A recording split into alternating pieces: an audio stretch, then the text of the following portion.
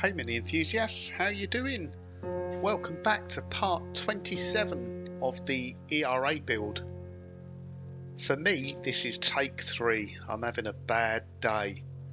So this is my third time narrating this. I narrated it once and forgot to record. I narrated it the second time and the audio all messed up.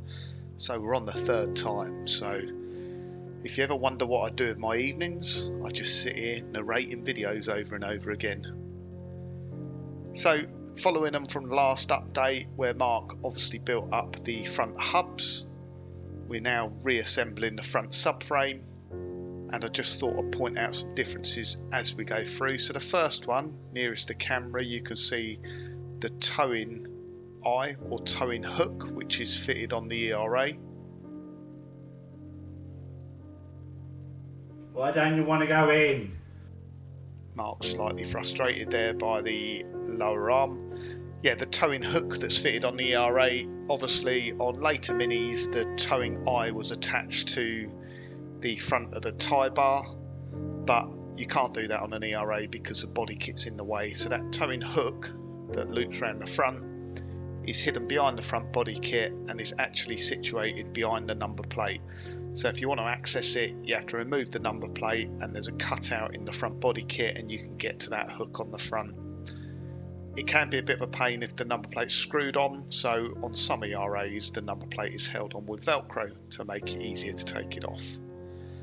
As you can see here, Mark's building up the front suspension with high-lows, new rubber donuts, and the top arms going in, and he's actually used a cone compressor there just to help him out. So you don't have to use that, you can just about get it all in if you're using high-lows, but by using the cone compressor it just gives you probably an extra 1.5 inches, maybe 2 inches room, maybe a little bit less, but it gives you a little bit more room in there to get the top arm in and just makes it an easier job.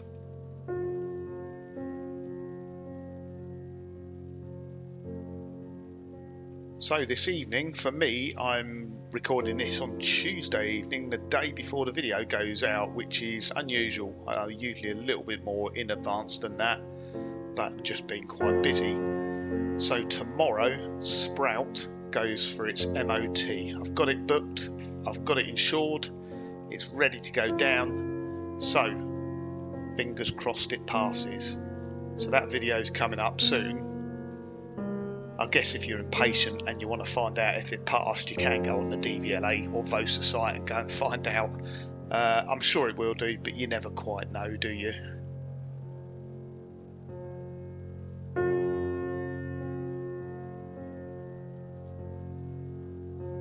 I just wanted to say thanks. The live stream on Sunday evening at the end of the Sprout project was absolutely fantastic. I really enjoyed it, and thank you for joining me. Thank you for all the kind comments, and thanks for people that contacted me and left comments giving really positive feedback. I really do appreciate it. Thank you very much. As you'd have seen there, Lucy getting involved, helping Mark lift the front subframe in. It won't be long before Lucy's building a car all by herself, I think. She does get involved.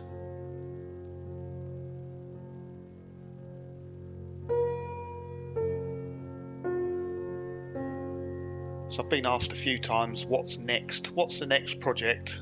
Mark has projects lined up. I think for Mark, I don't want to put words in his mouth, but he has a Mark III Cooper S that he wants to restore. That may well be the next one. For me, I'm not quite sure. Still got a few little bits I want to do on Sprout, and like I say, there may be some more things coming with Sprout later.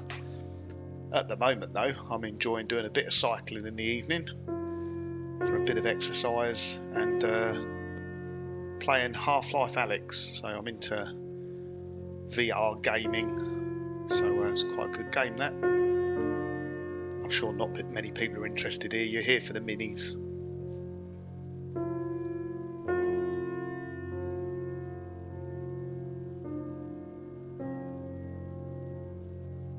So Mark was struggling a little bit with the lower arm pins that go in the bottom of the subframe that hold the lower arms in.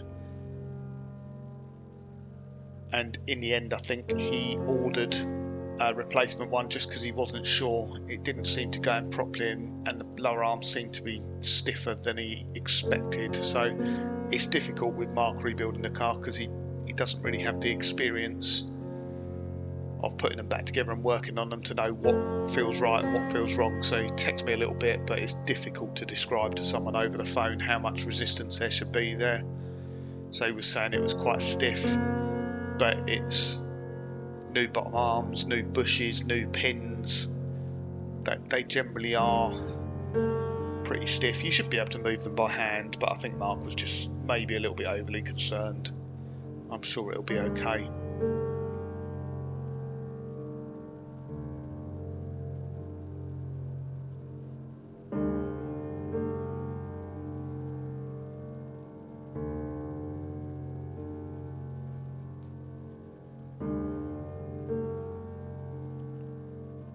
So as you can see, the bottom arms are on the floor there, just waiting to go on. They are slightly longer than a standard Mini, so they're negative camber bottom arms. They're fixed to negative camber, so they're not adjustable. The arms are just physically a little bit longer, which gives you 1.5 degrees negative camber on the front, which improves handling. It reduces torque steer.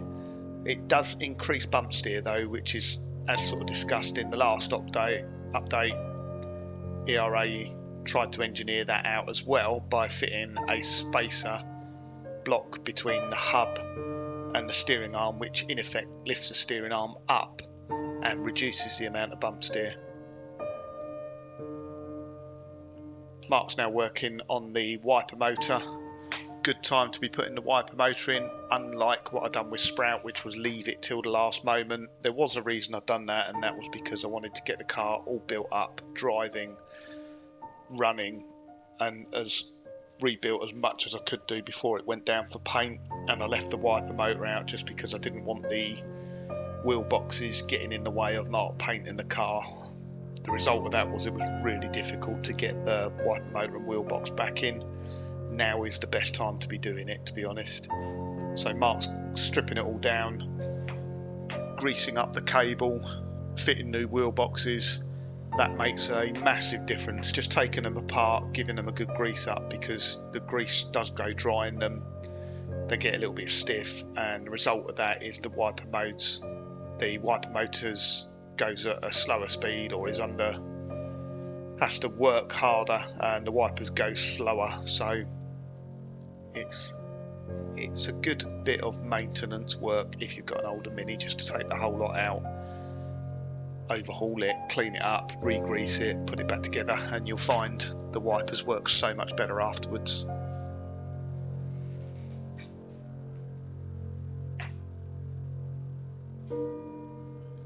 If you've got this far as well, just to keep you on the hook, there's a bit of an unboxing at the end of this video. Some nice shiny parts, but I won't spoil it now. If you're impatient like I am, you might want to fast forward. But watch time, it's all about watch time. We do appreciate you watching the videos through. So, but yeah, just to keep you on the hook, there is a bit of an unboxing at the end of the video.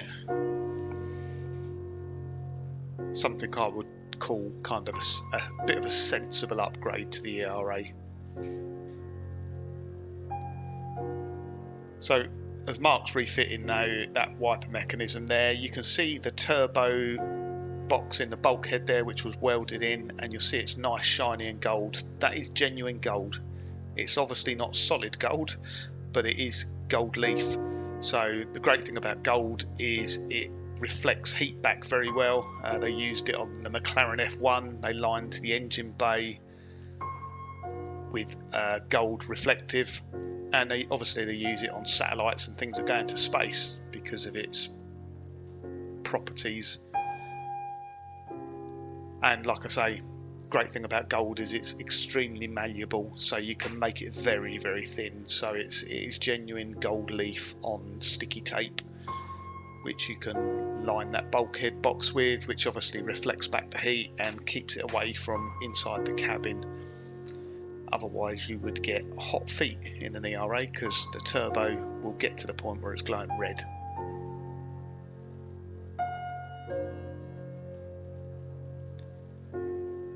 And this stage at the moment, Mark's just refitting some vacuum pipes and the fuel pipes on the ERA up on the bulkhead there. The fuel system on an ERA is a little bit more complicated than a naturally aspirated Mini because it's turbocharged. It needs a return to tank on the fuel lines, and it also has some pressure sensing and vacuum pipes that you don't get on a standard Mini. Mark's just got some Dynax there, so I often mistakenly call it wax oil. It's not wax oil. Wax oil is a trade name. It's basically cavity wax, often referred to as wax oil, but Dynax cavity wax, it's good stuff. That is quite expensive. It's premium stuff, but obviously, you know, when you've gone to this amount of work on a car, it's worth just doing stuff like that, making sure you cavity wax it, protecting the car. And yeah, if you can afford to use the best stuff available, then do it. Highly recommend it. Fortunately for this ERA, it will live in a heated garage. It will go out on nice days and nice weekends. I very much doubt we will see much in the way of rain, salted roads, and the conditions which typically make Minis rust. So Mark's just moving on to fitting up the headlamp bowls here. You might notice that the side Mark is working on, the wing, the headlamp hole is a different shape to the other side. That is because Mark replaced that wing after having ordered all the panels, and they sent an MPI wing, so that has a different shape at the bottom to allow the headlamp level adjusters to go in on an MPI, but they're not fitted on earlier Minis. In reality, it makes very little difference because when the headlamp's in, you wouldn't know that little cutout was there.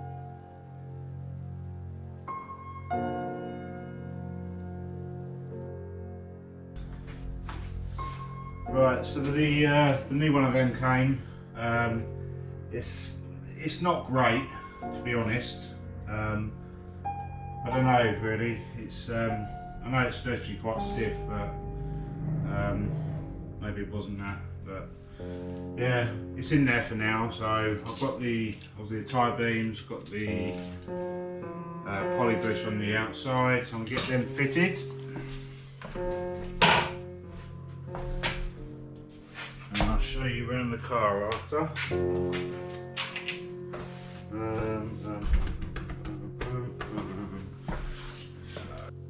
Thought I'd just mention as well, because a few people asked, the wings have got paint protection film on them, so that's what like the plastic covering is on the wings at the moment.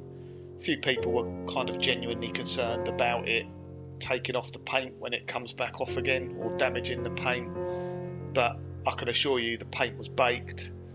The paint protection film is good quality stuff, and it's designed exactly for the purpose, so it's kind of low tack, and it's designed to come off without damaging the paint. So fingers crossed, barring a complete disaster, we shouldn't have any problems, but obviously we'll let you know if we do.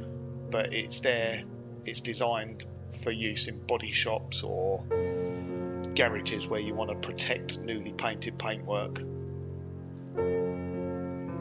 As we get to this stage as well, I thought I'd just mention again, not everything always goes to plan. So the inner wings were replaced on the ERA.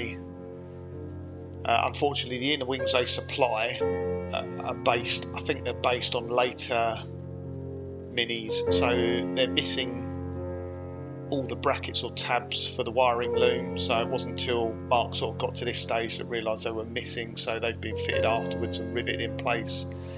Also didn't have the bracket on there for the washer bottle, so again that had to be riveted, and quite strangely it didn't have the bracket on there for the bonnet stay, which was a little bit frustrating because most Minis have a bonnet stay in pretty much the same place. But yeah, maybe we should have fitted them on, welded them in place before it was painted, but yeah, you live and you learn, don't you? I've got all the brake pipes to do over here.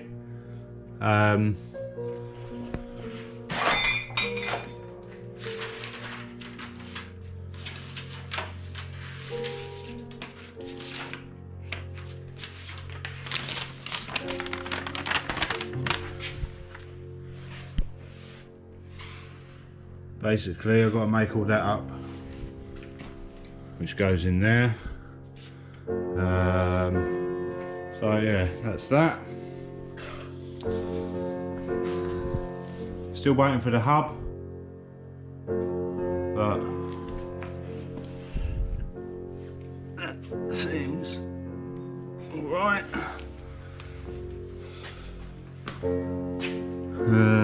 Gonna get the dash rail in next so I can get the choke and heater cables in, then sort out that mess. Heater's ready to go in. Still got a bit of sound deadening to go on here, there, in the bins and on the back shelf.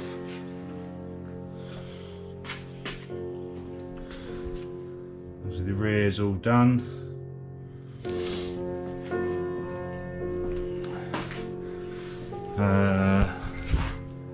Got the lights to go on both sides, then I can get the tank in, tidy up the wiring, and then the rear is pretty much done.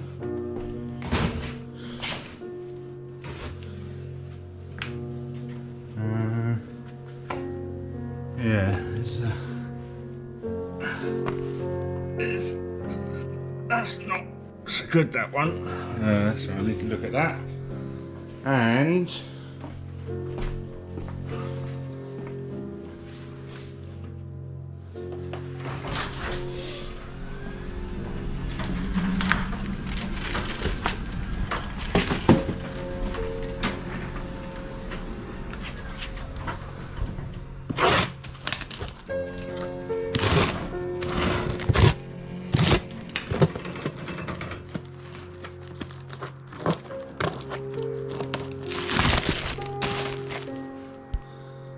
ooh, what are these? Put it down for a sec.